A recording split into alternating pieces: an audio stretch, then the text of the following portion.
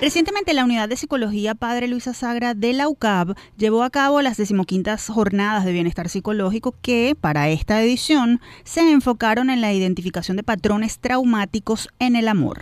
Durante la actividad se habló además sobre cómo abordar las experiencias traumáticas vividas en la infancia para asumir, durante la adultez, relaciones de parejas más sanas y en condiciones de equilibrio. Para darnos detalles está con nosotros la profesora Ariadne González. Ella es psicóloga, especialista en psicología clínica comunitaria y docente investigadora de la Unidad de Psicología Padre Luisa Sagra de la UCAB.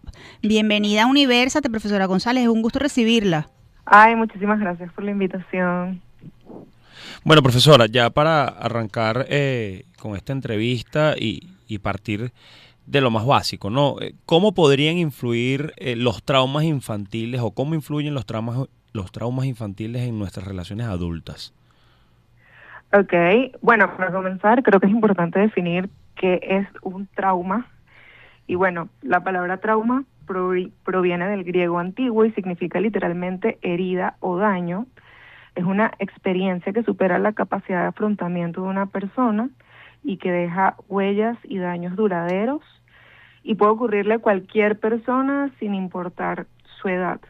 Lo importante de la noción de trauma es que es algo que deja una huella precisamente y que a pesar de que es algo que se haya vivido en la infancia, ya cuando se llega a la adultez, esto se puede revivir de tal manera que es como si no se distinguiera el tiempo.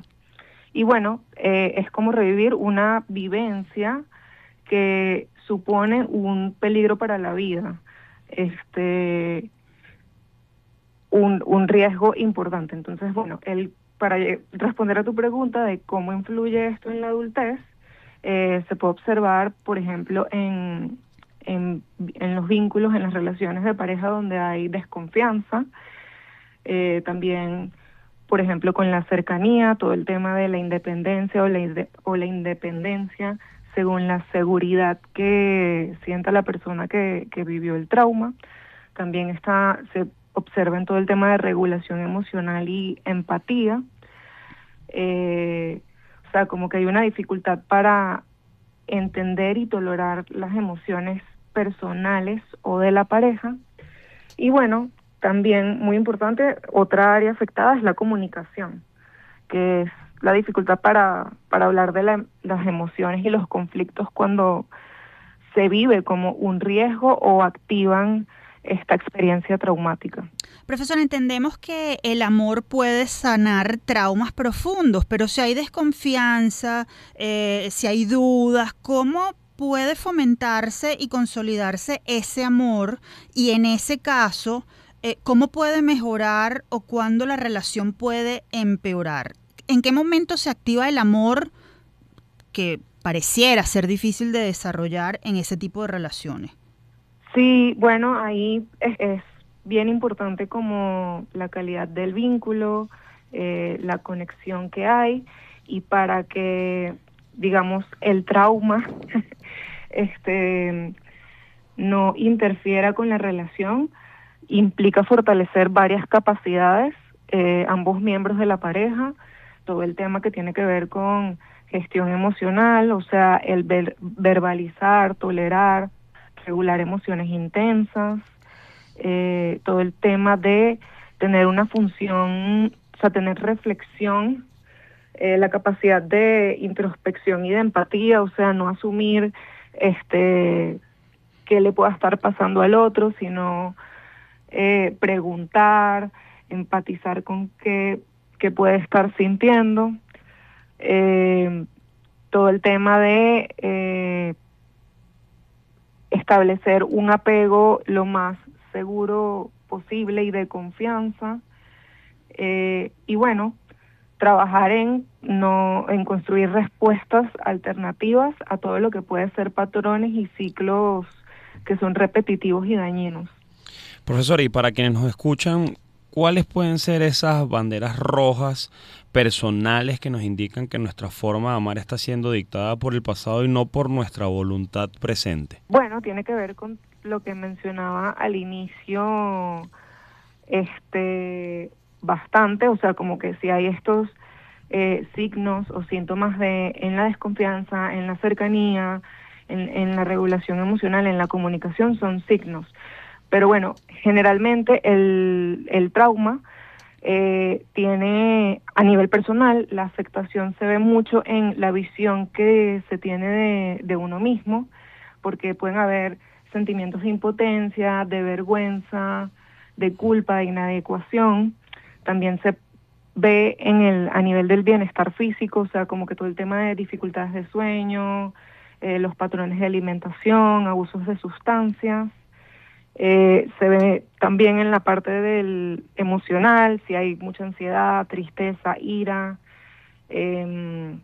la intensidad y la alternancia de emociones, o sea, el pasar de no sentir nada a sentir demasiado.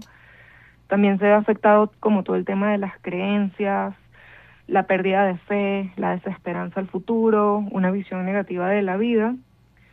Y bueno, se ve en la capacidad para mantener relaciones cercanas por esto que mencionaba sobre la desconfianza, sobre la capacidad para tolerar emociones intensas, la capacidad para resolver conflictos, todo el tema de repetición de patrones problemáticos. Son maneras de observar como estas banderas rojas que me preguntas. Profesora, si usted tuviera que describir un camino de sanación para el dolor emocional que permitiera superar todas esas barreras que nos ha descrito, ¿cómo podría decir que actúa el amor en cada paso de esa ruta? ¿En qué momento se activa y cuál es su papel? El amor es importantísimo porque al final es un sentimiento, una emoción, una fuerza unificadora que insta a la construcción, a la unión, a hacer lazo con el otro, a dar afecto, a recibir afecto. Entonces, siempre va a ser como un factor protector, ya sea en un camino de cura o sanación personal, así como de pareja. Lo importante es poder darle su lugar, darle espacio, a la par que se van trabajando como todos estos otros sentimientos que pueden aparecer, que son signos de un trauma vivido en la infancia. Profesora, pero bueno, perdón.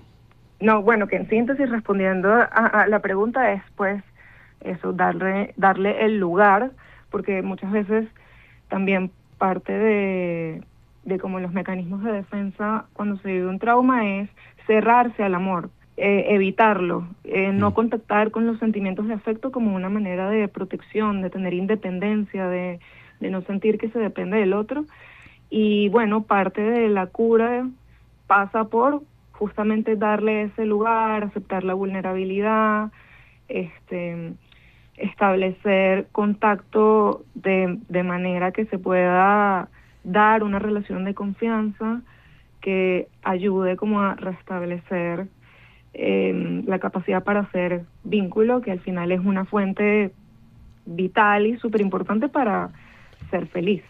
Profesora, y de manera precisa, porque ya se nos está acabando el tiempo, y partiendo de que, bueno, en los últimos momentos se ha desmitificado pues ese prejuicio negativo que surgía en torno a asistir a terapia y cuidar la salud mental.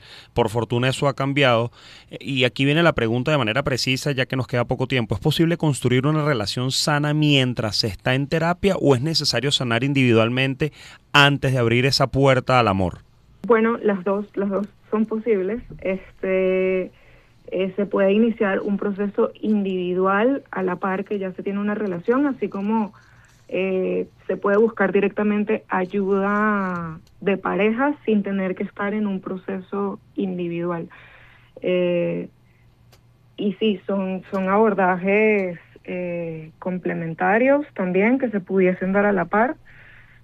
Entonces, sí, no hay que esperar, o sea, el esperar a estar sano para tener una relación de pareja creo que es un ideal.